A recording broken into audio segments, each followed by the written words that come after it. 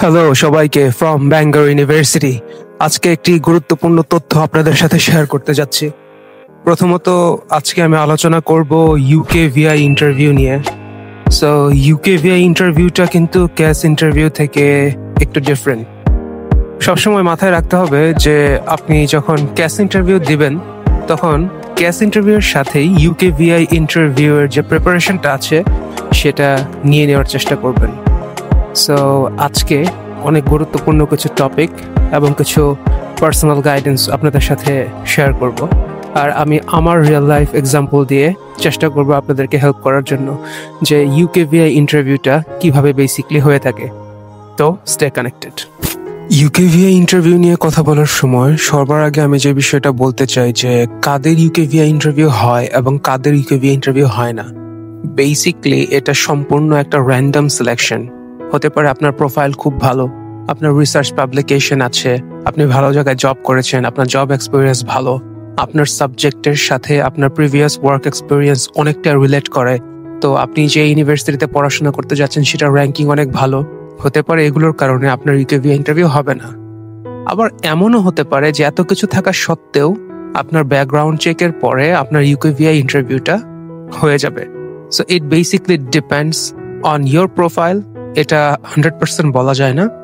পাশাপাশি যেটা বলতে হয়, এটা প্রোফাইলের সাথে একটা গুরুত্বপূর্ণ জিনিসকে নির্ধারণ করে যে আসলে আমার প্রোফাইল ভালো তাই বলে কি আমার ইন্টারভিউ হবে না। বিষয়টা আসলে তা না। বিষয়টা হচ্ছে United Kingdom visas and immigration বিষয়টাকে খুবই র্যান্ডমলি সিলেক্ট করে। সো আমি আজকে আপনাদের সাথে শেয়ার করব যখন আপনারা বায়োমেট্রিক দিবেন তখন কি কি ধরনের ডকুমেন্ট আপনারা সেখানে আপলোড করবেন সেই বিষয় নিয়ে কিছু টিপস শেয়ার করব। তারপর আসবো ইউকেভিআই কোয়েশ্চেনারিজ নিয়ে। আমি যখন আমার বায়োমেট্রিকটা দেই তখন আমি কি কি ধরনের ডকুমেন্ট আপলোড করেছিলাম সেটা নিয়ে একটু শেয়ার করি। তো আমি যখন অনেক রিসার্চ করি, আমি রিসার্চ করার পরে দেখি যে এক্স্যাক্টলি কি ধরনের ডকুমেন্ট আপলোড করলে আমার জন্য বেটার হবে আর কি কি মেইন রিকোয়ারমেন্টস আছে সেগুলোর দিকে আমি খেয়াল রাখা শুরু করেছিলাম। তো আমি দেখলাম যেগুলো ম্যান্ডেটরি সেগুলো তো দিতেই হবে। যেরকম আপনার যখন একাডেমিক সার্টিফিকেটসগুলো আছে, ট্রান্সক্রিপ্টগুলো আছে, সেগুলো তো ম্যান্ডেটরি আপনার দিতেই হবে। হ্যাঁ, তো আমি অনেকের সাথে যোগাযোগ করলাম যারা আগে ইউকেতে এসেছে, তারা কি কি ধরনের ডকুমেন্ট আপলোড করেছে। কিন্তু আমার কিছু ক্রেডেনশিয়ালস ছিল যেগুলো আমি মনে করেছিলাম যে আমার প্রোফাইলটাকে অনেক বুস্ট করবে। তার মধ্যে রিসার্চ গেটের যে আমার প্রোফাইল পেজটা আছে সেটার একটা পিডিএফ কপি, আপনি চাইলে আপনার লিঙ্কডইন প্রোফাইলের পিডিএফ কপিটাও দিতে পারেন। আপনার যদি কিছু এক্সট্রা ক্রেডেনশিয়ালস থাকে রিলেটেড টু ইয়োর প্রোফাইল, হতে পারে এটা related to your previous work experience, অথবা এটা হতে পারে যে related to your academic background, যেটাই হয়ে থাকে, তো আপনারা সেটা দিতে পারেন। আমি যেটা বলতে চাচ্ছিলাম সেটা হচ্ছে আসলে অনেকে সিভি দেয় 3 পেজ 4 পেজ, এত বড় সিভি দেয় যে এই সব কাজ তারা করেছে।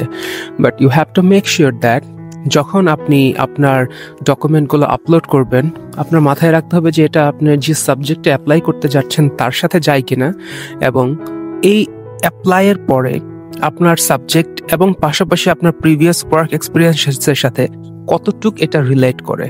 যদি এটা অনেক বেশি রিলেটেড হয় অবশ্যই আপনি এটা আপলোড করবেন, আর যদি রিলেটেড না হয় তাহলে আপলোড করার দরকার নেই। কারণ United Kingdom visas and immigration যারা কাজ করে, যারা ইউকেভিআই প্যানেলে আছে, তারা বেসিকলি ইররিলেভেন্ট কিছু পছন্দ করে না, তারা স্ট্রেট ফরওয়ার্ড জিনিসটাকে পছন্দ করে। না হলে তারা আপনার যে এই আবেদনটাকে আছে তারা একদমই পিছনের দিকে ফেলে দেয়, তারা এগুলো পছন্দ করে না এবং অনেক বেশি সময় নেয়। সো আমি কি কি দিয়েছিলাম সেটা একটু আপনাদের সাথে শেয়ার করব। আমি যেদিন বায়োমেট্রিকটা দিলাম সেদিন আমি যেসব জিনিস দিয়েছিলাম তার মধ্যে আমার একাডেমিক সার্টিফিকেটসগুলো ছিল, ট্রান্সক্রিপ্টগুলো ছিল, এসএসসি, এইচএসসি এবং ব্যাচেলার্স ডিগ্রি যেগুলো ছিল সেগুলো। আর আমি সেখানে আমার রিসার্চ গেটের আমার কি কি ধরনের রিসার্চ এক্সপিরিয়েন্সগুলো ছিল সেগুলো শেয়ার করেছিলাম। এবং পাশাপাশি আমি চেষ্টা করেছিলাম যে সেখানে আমি আমার একটা ট্রাভেল ডিসক্রিপেন্সি ছিল, যে আমি আমার যে বিষয়টা একটু এক্সপ্লেন না করলেই না, সেটা হচ্ছে যে 2024 সালে আমি হচ্ছে গিয়ে শ্রীলঙ্কা থেকে বাংলাদেশে আসি। তো বাংলাদেশে আসি আমি জুলাইয়ের 4 তারিখ। সরি জুনের 4 তারিখ। সো জুনের 4 তারিখে যখন আমি বাংলাদেশে আসি, বাংলাদেশ ইমিগ্রেশন অফিসাররা সেখানে সিল দিয়ে দেয় 7 তারিখের। সো এটা একটা অবাক করা কাণ্ড, এবং আমি আমার পাসপোর্টটা তখন দেখতেও পারিনি যে এক্স্যাক্টলি কি হয়েছিল। সো আমি বাসায় এসে দেখি যে তারিখ আজকে 4 কিন্তু সিল দিয়েছে তারা 7। Why? I think it was their mistake. So immigration স্ট্যাটাসটাকে একদম ক্লিয়ার রাখতে হবে। সো সর্বপ্রথম আমি যেটা করেছিলাম সেটা হচ্ছে যে আমি একটা কভার লেটার লিখেছিলাম এবং সেখানে বলেছিলাম যে আমি শ্রীলঙ্কাতে স্টে করেছি এতদিন, আমি কোনো ওভার স্টে করিনি, বাট আমার ইমিগ্রেশন অফিসারদের মিস্টেকের কারণে আমি বাংলাদেশে ঢুকেছি 4 তারিখ, বাট তারা এখানে সিল দিয়ে দিয়েছে 7 তারিখের। সো এরকম করে সুন্দর করে একটা কভার পেজ আমি কভার লেটার তৈরি করেছিলাম তাদের জন্য। এবং আমি যেটা করেছিলাম সেটা হয়তো অনেকেই করে না, যে কারণে হয়তো আমার ইউকেভিআই ইন্টারভিউটি হয়নি, এটা আমি পার্সোনাল ফিল করি। সেটা হচ্ছে যে ক্যাস ইন্টারভিউর আগে ইউনিভার্সিটির আনকন্ডিশনাল অফার লেটারের সময় একটা এসওপি দিতে হয়, সেখানে আপনি স্টেটমেন্ট অফ পারপাসটা শেয়ার করেন।